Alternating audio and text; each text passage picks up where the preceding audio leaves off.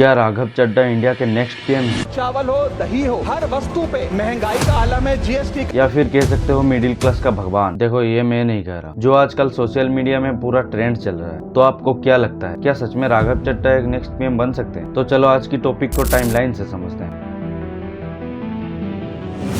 राघव चड्ढा एक youngest PM and bright between modern youth and serious governor. Politics में अक्सर बाल सफेद होने पे जगह मिलता है। बस इस लड़के ने 30 की उम्र से भी पहले देश की पॉलिटिक्स में अपनी जगह बना ली। उनका जन्म दिल्ली के एक बरखमा रोड में हुआ था और उनकी जो पढ़ाई हुई थी एक मॉडल स्कूल में हुई थी and he born on 1998 in New Delhi. और उन्होंने दिल्ली यूनिवर्सिटी से ग्रेजुएशन कंप्लीट किया और उनका लंदन स्कूल ऑफ इकोनॉमिक्स में पढ़ाई कंप्लीट हुई है। राघव चड्ढा पॉलिटिक्स में आने से पहले एक सीए थे और वो पॉलिटिक्स में आने से पहले डिलॉयट में काम किया और ग्रांट थंटल जैसी बड़ी कंपनी में काम किया है। 2011 में जब इंडिया अगेंस्ट करप्शन शुरू हुआ तब राघव चड्ढा ने लंदन में अपनी प्रैक्टिस छोड़ के अपने देश चले आए और यहीं आके उनकी मुलाकात अरविंद केजरीवाल से हुई और यहीं से शुरू होती है उनकी पॉलिटिक्स जर्नी। 2012 में जब दिल्ली में लोकपाल बिल ड्राफ्टिंग हुई उनको जिम्मेदारी दी गई। फिर वो यंगेस्ट नेशनल स्पोक पर्सन बने और फिर नेशनल ट्रेजरर भी बने और ये था उनकी पॉलिटिक्स का सफर। लेकिन आजकल वो वायरल होने लगे उनकी धमाकेदार स्पीच की वजह से। आटा हो, दूध हो, चावल हो, दही हो, हर वस्तु पे महंगाई का आलम है, जीएसटी का आलम है और लगातार इस देश में फूड इन्फ्लेशन बढ़ता जा रहा है। अगर यही रफ्तार रही महंगाई की तो जितनी रफ्तार से 303 से 240 पर आए उससे तेज रफ्तार से 240 से 120 पर आएंगे सर। बजट के ऊपर हो या फिर राइट टू रिकॉल, थ्रेशोल्ड रखना चाहिए कि 35 से 40% मतदाता अगर साइन कर दे तभी राइट टू रिकॉल वोट करवाया जाए।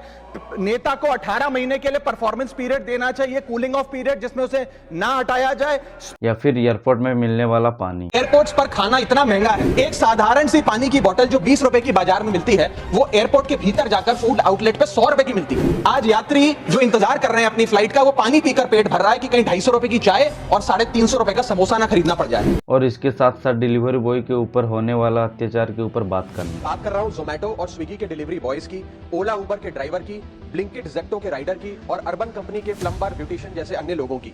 सर सरकारी भाषा में इन्हें गिग वर्कर कहा जाता है लेकिन मैं इन्हें invisible wheels of the Indian economy के नाम से बुला। और यहाँ मैं एक बात रखना चाहता हूँ, इसकी वजह से काफी लोगों को एम्प्लॉय तो मिल रहा था लेकिन काफी सारे ऐसे छोटे छोटे दुकान है जो उनके तो नुकसान ही हो रहा है ना। खैर ये था मेरी पॉइंट ऑफ व्यू, फिर भी उनके ऊपर बात हुई, ये सही बात है। और सबसे अच्छा जो मुद्दा उठाया जो पर्सनली मुझे बहुत अच्छा लगा हमारे जैसे डिजिटल कंटेंट क्रिएटर के ऊपर। इंडिया का कॉपीराइट एक्ट सर 1957 में बना, एक ऐसे दौर में बना जब ना इंटरनेट था, ना कंप्यूटर थे, ना डिजिटल कंटेंट क्रिएटर्स थे, ना यूट्यूब, इंस्टाग्राम था। And this act lacks the very definition of digital creator. देखो अगर हम दुबई की बात करें, कंटेंट क्रिएटर्स को गोल्डन वीजा दिया जा रहा है और हमारे इंडिया में कोई भी फेयर यूज के नाम पे फेक स्ट्राइक देके चला जाता है। बेसिकली उन्होंने ये बात उठाई कि जो हमारी कॉपीराइट एक्ट है 1957 बहुत पुरानी हो चुकी है, उसे अपडेट करने की जरूरत है। सबसे अच्छी बात ये उठाई थी कि मिडिल क्लास टैक्स के ऊपर उन्होंने साफ बोल दिया कि इंग्लैंड की तरह टैक्सेस लेते हो, सोमालिया की तरह सर्विस एंड फैसिलिटी देता, मतलब कुछ भी नहीं। So we in India today pay taxes like England to get services like Somalia. और इसके बाद ये मुद्दा उठाया हेल्थ एंड फैक्ट फूड्स के ऊपर। खतरनाक मिलावट का मुद्दा, फूड अडल्ट्रेशन का।